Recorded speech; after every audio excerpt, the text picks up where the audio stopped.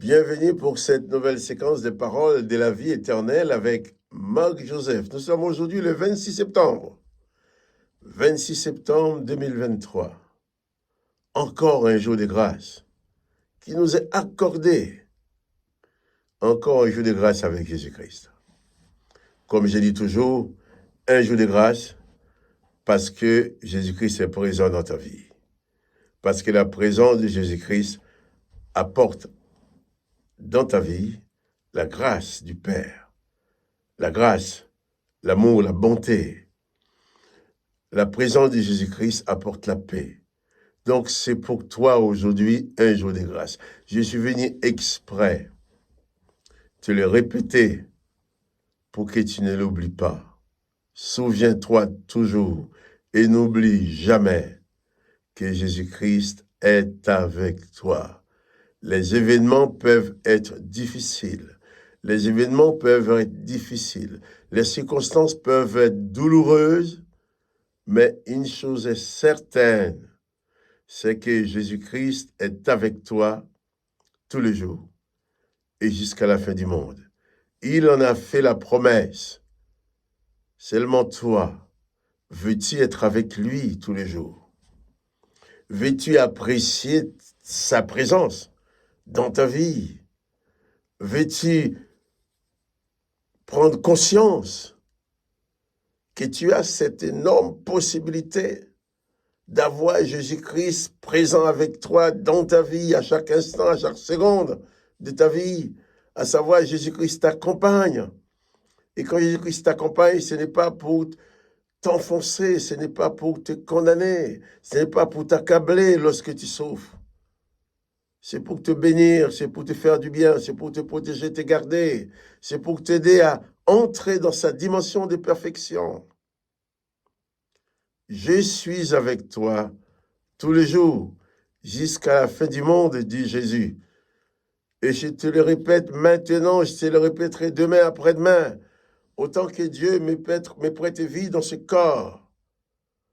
Je me ferai le plaisir de te répéter chaque matin que Jésus-Christ est avec toi, tu n'es pas seul. Alors pas de panique face aux événements, pas de panique même quand les choses paraissent difficiles, voire même impossibles. Jésus-Christ a dit, rien n'est impossible à Dieu et tout est possible à celui qui croit en lui. C'est formidable de vivre avec cette assurance.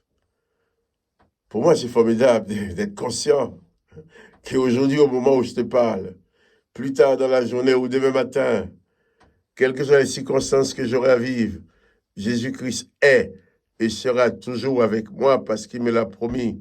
Non, s'il est avec moi, c'est pas parce que je suis un bon, c'est pas parce que je suis parmi les meilleurs, non. C'est tout simplement parce qu'il m'a fait grâce. Je suis exactement comme toi. Je ne mérite rien, mais je reçois tout de Dieu par la grâce qui est en Jésus-Christ. Oh, que le nom de Jésus-Christ soit béni, que toi aussi tu sois béni. Je vais te demander de m'aider à publier plus facilement cette vidéo en cliquant sur j'aime. Quand tu dis que tu aimes, la vidéo sera proposée à d'autres personnes qui ne nous connaissent pas. Jésus-Christ est avec toi. C'est aussi pour nous un moyen de dire aux autres que Jésus-Christ est avec eux, car beaucoup de gens ne savent pas qu'ils ont la possibilité de vivre tous les jours avec la présence de Jésus-Christ dans leur cœur. Ils ne savent pas ces privilèges qu'ils peuvent avoir d'être accompagnés par la puissance de Jésus-Christ dans toutes les circonstances. Mais toi, tu le sais. Alors, sois-en conscient et pas de panique. Jésus-Christ est avec toi tous les jours jusqu'à la fin du monde. Nous allons continuer la lecture de l'évangile de Marc, chapitre 15. Et nous sommes au verset 29. Hier, nous avons vu Jésus crucifié. On l'a cloué sur la croix, on l'a enlevé ses vêtements, les soldats ont tiré au sort pour se partager ses vêtements. Maintenant, Jésus est cloué sur la croix. Son sang est en train de couler. Le poids de son corps est en train de lui faire souffrir sur cette croix. Et qu'est-ce qui se passe pendant ce temps-là? Marc 15, verset 28. Les passants injurièrent Jésus et secouaient la tête en disant, « Hé, toi qui détruis les temples et qui le rebâtis en 3 jours, sauve-toi toi-même en descendant de la croix. » Les principaux sacrificateurs aussi, avec les scribes, se moquèrent entre eux en disant, « Il a sauvé les autres et il ne peut se sauver lui-même. Que le Christ, roi d'Israël, descende maintenant de la croix, afin que nous voyions et que nous croyions. » Ceux qui étaient crucifiés avec lui l'insultèrent aussi. Voilà. Les justes sur la croix. Le seul homme qui n'a jamais commis d'injustice, le seul homme qui n'a jamais commis de péché, puisque même ses adversaires ne trouvaient rien à lui reprocher, Pilate n'a trouvé rien de mal en lui. Voilà, il est condamné, il est sur la croix. Alors, étant sur la croix, qu'est-ce qui se passe? Les passants l'injurent. Il dit, mais et toi, qui dis que tu dois tirer le temple et le reconstruire en 3 jours, sauve-toi toi-même. Les sacrificateurs et les scribes se moquèrent entre eux en se disant, il a sauvé les autres. Il ne peut se sauver lui-même. Que le Christ descende maintenant de la croix, afin que nous voyions et que nous croyons en lui. Ils se moquèrent de Jésus. Ils étaient contents, les sacrificateurs et les scribes. Ils ont applaudi, ils se sont moqués de lui en disant, nous avons gagné, nous voilà débarrassés de Jésus. Sauf, ce n'était pas le cas. Ils n'étaient pas débarrassés de lui. Et ces gens-là et les esprits qui les animent ne pourront jamais se débarrasser de Jésus. Parce que Jésus porte en lui, Jésus c'est le représentant du Père, c'est l'Esprit du Père qui est là pour sauver, pour guérir, pour gracier, pour pardonner, pour encourager, pour consoler les humains. Il se moquait de lui, et bien qu'il descende de la croix. Et il est dit, même ceux qui étaient les 2 brigands qui étaient crucifiés avec lui, l'injurièrent aussi. Voilà. Peut-être il y a des personnes qui t'injurent, qui t'insultent. Et quand on t'insulte, ça te fait très mal, tu n'aimes pas ça. Et si tu ne fais pas attention, tu peux réagir très mal face aux insultes. Mais si Jésus-Christ est dans ta vie, il dirige ta vie. Si tu prends conscience que Jésus-Christ est présent dans ta vie, que Jésus-Christ est là avec toi tous les jours, mais les injures ne te mettront plus en colère, puisque Jésus lui-même a été injurié par les passants. Les sacrificateurs, les religieux de l'époque se sont moqués de lui. Mais Jésus n'a rien fait de tout ça.